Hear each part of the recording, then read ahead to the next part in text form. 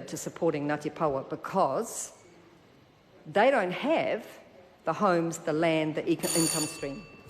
Kelvin Davis.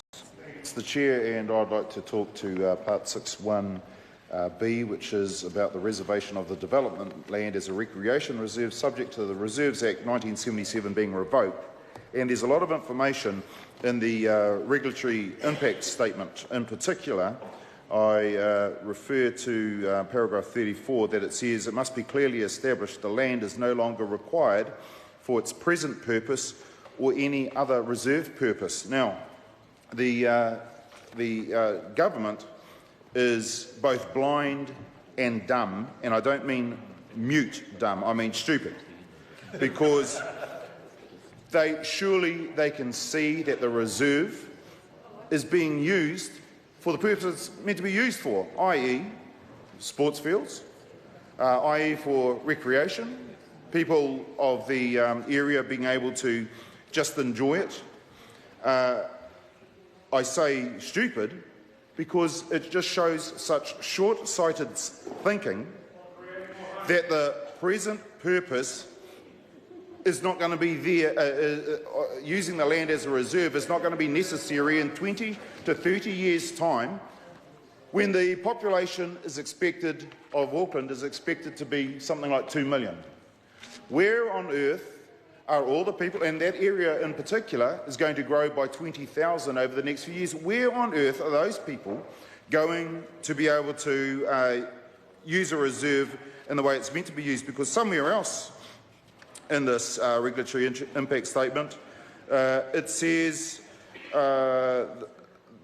the scope within the wider reserve network to absorb some of the impacts of the loss of the development land will be impacted on.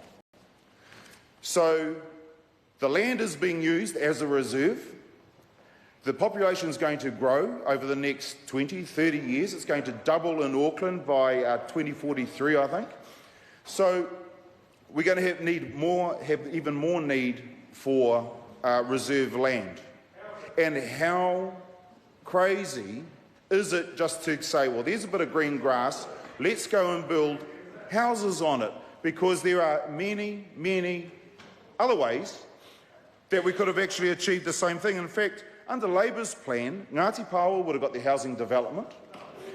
Under Labour's plan, Ngāti Pawa would have got a marae. Under Labour's plan, it would have got recognition of its special interest to Point England.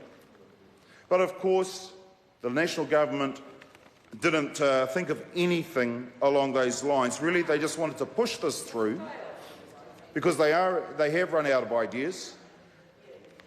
They didn't listen to anybody that submitted, and really the government is at a loss here. Mr. Chair, my colleague Penny Henare has raised the issue about the cattle being on the Point England Reserve, and he also stole a bit of my thunder, because I was going to talk about Cornwall Park and the sheep. The last time in fact it wasn't the last time, the first time in about 1985 when I was at Teachers College, I jogged through Cornwall Park. No, that's not on the bill. We're focused on this bill. Okay, Mr. Chair, well, I heard Nick Smith say that the reserve land was being used for cattle, and that if there's any, he said it's being used for cattle. Now, if you use that rationale to build houses on a reserve, well then what else is up for grabs within Auckland? You know, is the park down the road where the kids have their swings and slide, is that up for the land there? Can that reserve status be revoked?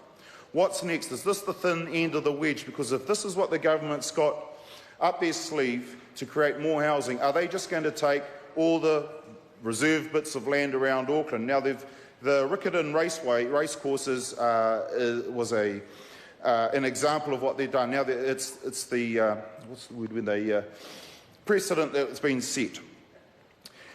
Well, the thing is, they say that we've used the precedent of the Riccarton racecourse bill.